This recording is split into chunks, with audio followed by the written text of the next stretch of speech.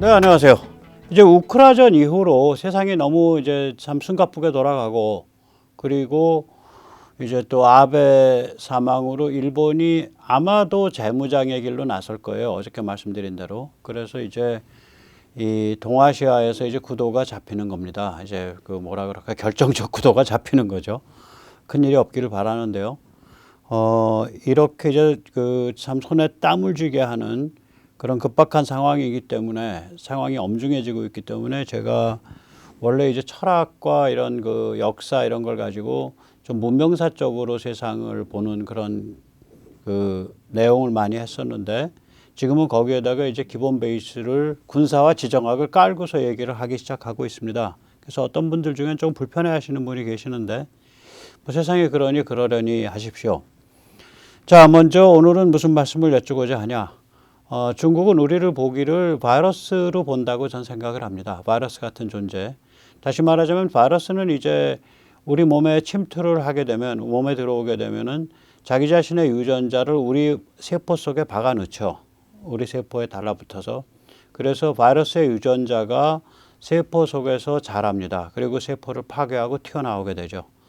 이 중국 공산당과 중국 군부가 보기에 이 한국이라는 존재는 그런 바이러스와 같아서 중국이라는 몸 안에 들어와서 중국의 건강한 세포에 특정한 바이러스를 박아놓고, 그 유전자를 박아놓고 그 유전자가 그 몸 속에서, 그 세포 속에서 자라서 몸을 파괴하고 튀어나오게 하는 그런 존재로 보이기 시작할 겁니다. 그래서 사실은 요새 중국이 저희를 대할 때 좀 부드럽게 말하는 게 저는 오히려 더 겁이 나요. 저들이 진짜로 마음속에서 칼을 갈고 있구나. 그래서 오늘 주제는 중국이 우리를 손봐야 되겠다고 느낄 수밖에 없는 6가지 이유와, 그럼에도 불구하고 중국이 우리를 손보지 못할 수밖에 없는 6가지 이유를 말씀을 올리고자 합니다. 자, 먼저 세뇌 탈출 자유구독료 부탁 말씀 올립니다. 참으로 어려울 때이지만 제가 광고가 안 실립니다. 또 실리더라도 늦게 실립니다. 도와주시면 보다 좋은 컨텐츠로 찾아뵙는 데 커다란 힘이 되겠습니다. 네.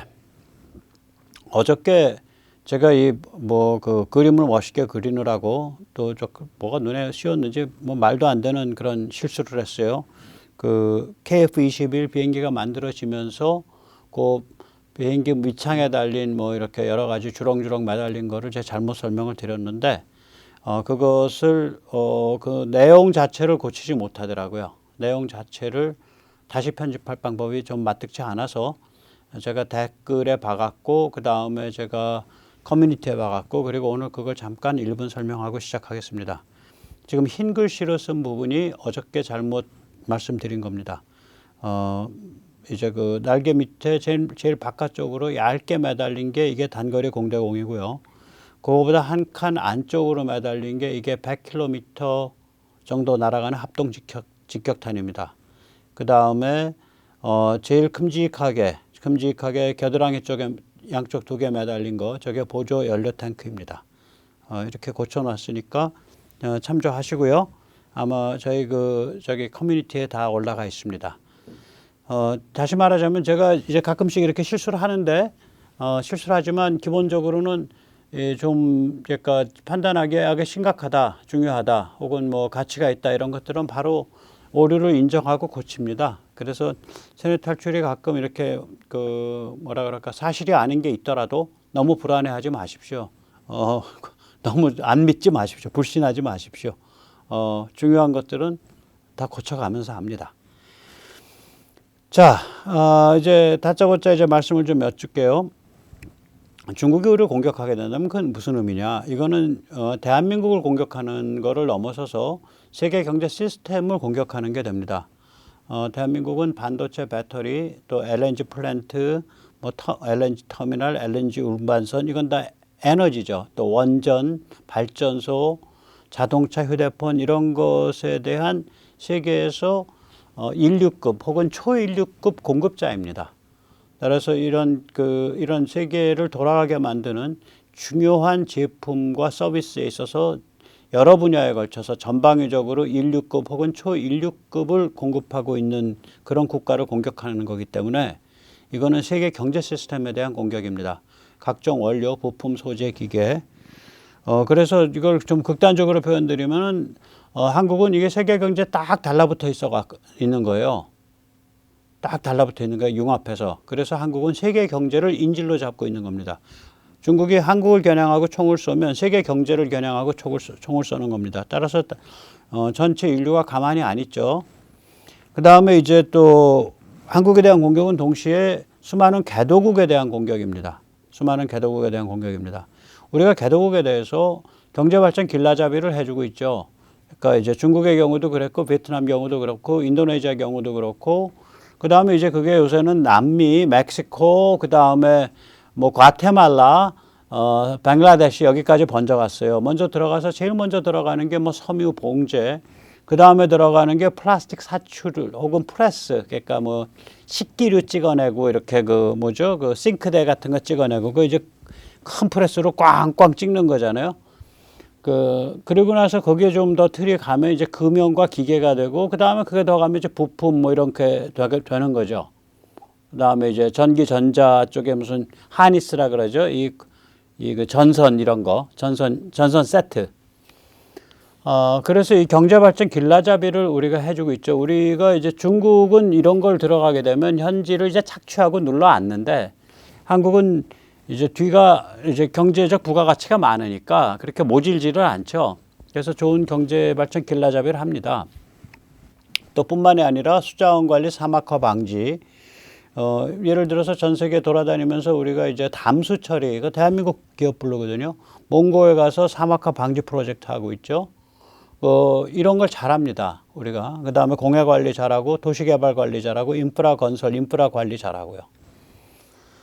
그 다음에 이제 발전, 뭐 그게 원자력 발전이든 LNG 발전이든 석탄 발전이든 다 세계 정상급이죠. 또 석유가스 개발, 이거 석유가스 이제 땅에서 개발할 수도 있지만 바다에서 개발하게 되면 이게 이제 FLNG라 그럴 거예요. 부유식 액화 천연가스 추출 공장. 부유식 액화 천연가스 플랜트죠. 바다 위에 큰 배같이 떠가지고, 이거 모잠비크에 최근에 들어갔죠. 그 다음에 석유가스 운송, LNG 운송 우리 베스트죠. 그다음에 LNG를 받는 쪽에 석유가스 터미널, 그것도 부유식으로 잘 만들어져서 요새 이제 발틱해에 있는 이제 발틱 3국 쪽이랑 또 독일이랑 얘기를 많이 하는 걸로 압니다. 또 동시에 이제 개도국에 우리가 가성비 최고의 무기를 공급하죠. 뭐 필리핀도 그렇고, 콜롬비아도 그렇고, 인도네시아도 그렇고, 태국도 그렇고. 지금 이 사진은 뭐냐면은, 이 겐지스강의 큰 본류 중에 하나가 파드마 본류입니다. 이게 왜 그러냐면 겐지스강이 이제 하류에 가서 합쳐져 가지고 겐지스가 되는 거기 때문에 맨 이제 바다 입구에 가서 거의 바다 이제 닿을 무렵에 이렇게 강이 어마어마하죠. 이 파드마 대교인데, 이걸 중심으로 해서 벵글라데시가 절반으로 딱 나눠져 있어요. 이 파드마 강을 중심으로 해서 벵글라데시가. 그래서 여기에 다리를 놨어요, 벵글라데시가. 이거 엄청나게 비싸게 주고 놓은 다리예요. 벵글라데시가 국민소득이, 인구는 물론 많죠. 1억 6천, 1억 7천 되지만 국민소득이 뭐 3천 달러가 채 안 되는 나라니까, 2천 달러 뭐 이 수준이니까, 이걸 그런 나라에서 5조 원, 그러니까 뭐 한 US 달러로 이제 40억 달러, 50억 달러 이 정도를 써서 놓은 다리예요, 이게.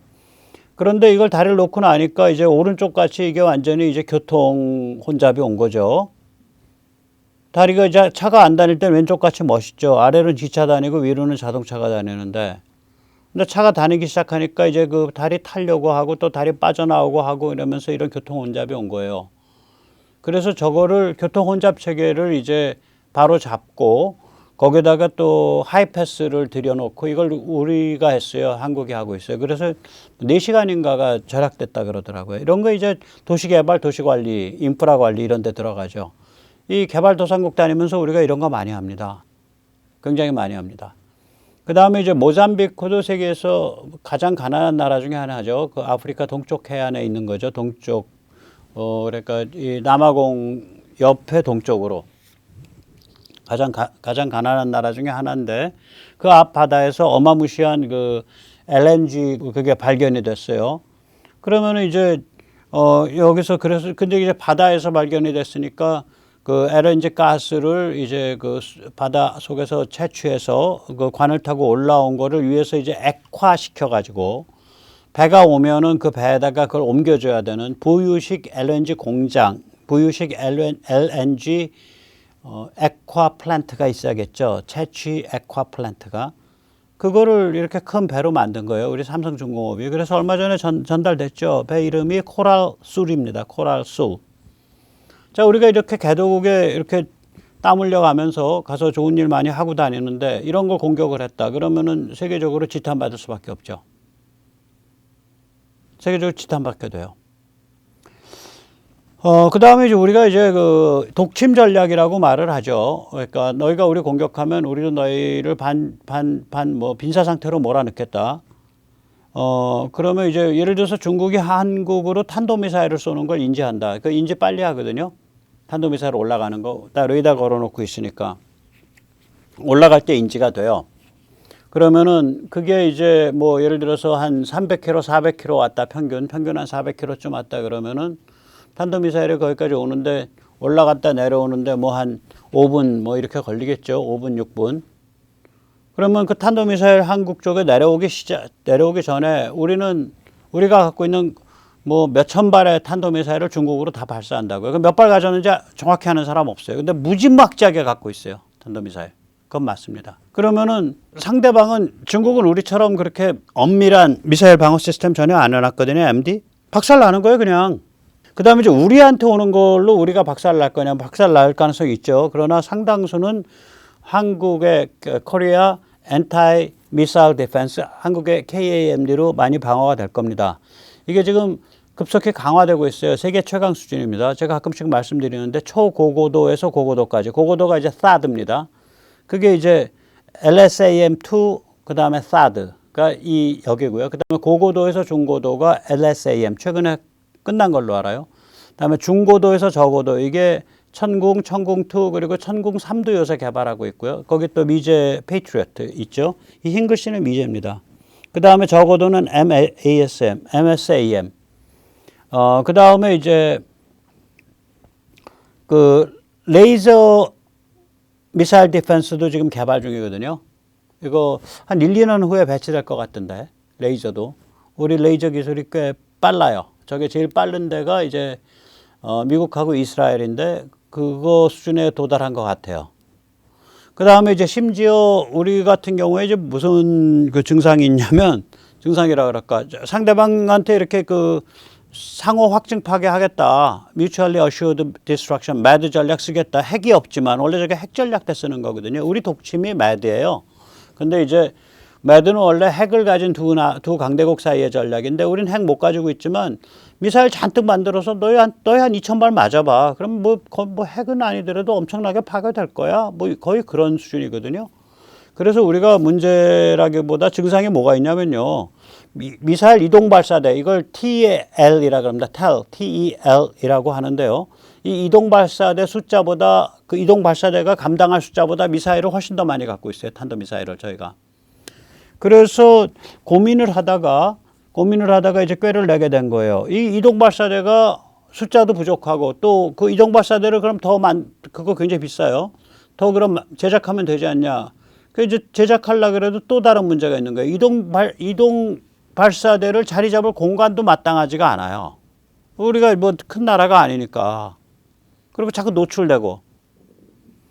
그래서 이제 이 고민을 하다가 이제 미국이 이제 그 몇십 년 전에 검토하다가 이제 그 안 하겠다고 한 게 뭐냐면은 납작한 큰 배에다가 수직 발사관 쫙 둬가지고 거기서 이제 미사일이 300~400개가 확 뜨는 거예요. 근데 미국은 저걸 개발하려고 그러다 안 한 이유가 미국은 이제 전 세계를 이렇게 염두에 둔 그런 그 군사작전을 하는데 저렇게 배 저런 거가 이게 움직이는 데에 너무 노출이 심하고 그리고 움직여서 떠다니기가 너무 안 좋다. 그래가지고 미국은 저거를 그리고 이제 미국은 저기다 핵을 넣으려고 그랬으니까 핵을 넣기에는 너무 불안하다. 그래가지고 미국은 저거를 핵 추진 잠수함 오하이오 클래스를 개발해서 오하이오 클래스가 굉장히 큽니다. 그게 아마 구덩이가 22개일 텐데요. 그래서 그 수직 발사관이 그거를 쭉 해서 거기에다가 집어넣었죠. 우리 이제 비핵이니까 대충 그리고 우리는 뭐 세계 전체로 돌아다니는 게 아니라 서해도 위험해요. 뭐 남해나 서해에 약간 해안 붙어서 와서 저기 납작해가지고 물 위에 많이 드러나지도 않습니다. 그러니까 레이더도 잘 안 걸려요. 위성 정찰만 가지고는 저게 타격이 어려워요.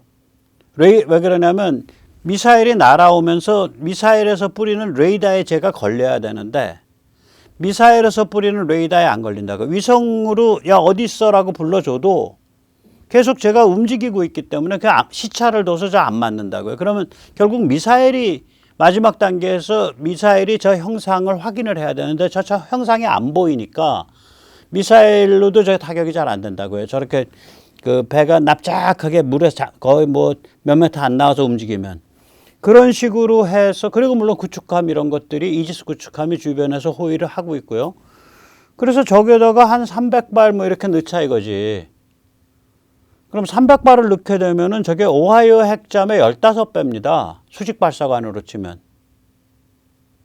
물론 오하이오 핵잠에서 발사되는 건 핵무기고 저한테서 발사되는 건 그냥 탄도미사일이죠. 비핵. 그 화력이 무시무시한 거예요. 저런 거 이제 2척 만들겠다는데 제가 보기엔 한 3척 만드세요. 그럼 3척이면 900발이네. 그러니까 중국에서 쏘는 거는 뭐 KMD로 최소한 맞고 KAMD로 중국에 쐈다는 걸 인지하면 걔가 도착하기 전에 저희는 900발, 600발 다 때리는 거예요. 그럼 중국은 작살나는 거예요. 저희가 지금 그러니까 이 전쟁 개념이 저렇게 준비되어 있다고요. 저희가. 북한 때문에 저런 식으로 전쟁 개념이 정리되는데 저게 중국을 향해서도 같이 작동하니까 중국 입장에서도 저 골아프죠. 어떻게 상대해야 될지. 자, 그래서 아까 제가 이제 이 프로그램 시작하면서 중국이 우리를 볼 때 중국 군부와 공산당이 중국의 군당이 우리를 볼 때 뭐 바이러스를 볼 겁니다. 근데 보통 바이러스가 아니죠. 유전공학 바이러스죠. 이걸 이제 바이럴 벡터라고 부르죠. 이 목표 유전자를 주입받아서 자기 자신의 것으로 일체화한 다음에 다른 생명체에 전달합니다. 그게 바이럴 벡터입니다. 유전공학 바이러스. 그럼 한국은 독특한 실존적 경험 때문에 현대 문명을 위한 경제발전 전략과 그리고 현대 문명의 본질에 해당하는 가치와 문화를 가리키는 유전자를 자기 자신의 것으로 일체화시켰죠. 이게 이제 한류에서 튀어나오는 거거든요. 그리고 이거를 일체화시켜서 그걸 이제 전 세계에 퍼뜨리고 다니는 거죠. 뭐 비유적으로 말하면 저도 맞아 한국 사람은 저런 역할을 하는 바이럴 벡터야 한국은.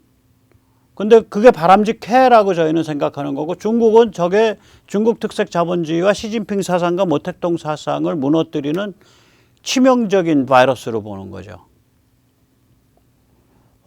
그래서 이게 거꾸로 말하면 그래 니들 방식대로 우리가 바이러스라고 치자. 그러면은 너희 비율을 따져서 너희 두 가지 문제 있어. 우리가 이걸 전 세계에 다 이걸 퍼뜨리고 있는데 현대 문명을 위한 경제 발전 모델과 그리고 현대 문명을 위한 가치 문화 유전자를 전 세계에 다 퍼뜨리고 있는데 지금 너희가 우리랑 싸운다는 얘기는 전 세계에 퍼져 있는 바이러스랑 다 싸운다는 소리야. 그 다음에 너희 안에는 안 퍼져 있는 것 같냐? 걔들 네티즌들 글 쓰는 거 보면요. 퍽퍽 튀어나와요. 이 한국에 대한 여러 복잡한 감정인데 상당히 긍정적인 것도 있고 또 시기 질투심도 있고 또 적개심도 있고 그러나 긍정적인 것도 꽤 많단 말이죠. 그러니까 쟤들 안에도 이미 현대 문명에 대한 그런 현대 문명의 자유스러운 경제발전 모델과 현대 문명의 핵심적인 정신적 가치와 문화 유전자가 내부 안에도 침투해 있다. 그러면 니들이 한국과 싸운다는 거는 너희 내부 안에 있는 것과 싸우는 것과 똑같아. 너희 자신의 일부와 싸우는 것과. 그리고 다시 쟤들한테 말해주고 싶은 게 뭐냐면 등소평에 뭐 이제 개혁 개방할 때 입만 뻥끗하면 박정희 대통령을 칭찬을 했잖아요. 그럼 박정희 대통령도 이제 쟤들 입장에서 바이러스로 보는 거라고요. 그 박정희 대통령이라는 바이러스가 그러면 단순히 물질과 욕망으로만 너희는 해석을 했는데 욕망의 해방, 물질의 해방, 해방된 물질, 해방된 욕망을 가지고 움직이고 거기서 이제 빨대 받고 제일 많이 이제 땡기는 거는 군당 특수층이죠. 근데 너 이거 해석 맞니? 박 대통령이 하나의 물질과 욕망의 화신이냐? 그래서 우리가 이제 좀 돌이켜서 생각을 해봐야 돼요. 왜냐면 우리가 이제 근본적인 문제에 부닥쳐 있기 때문에. 그래서 짧게 좀 말씀을 드리겠습니다.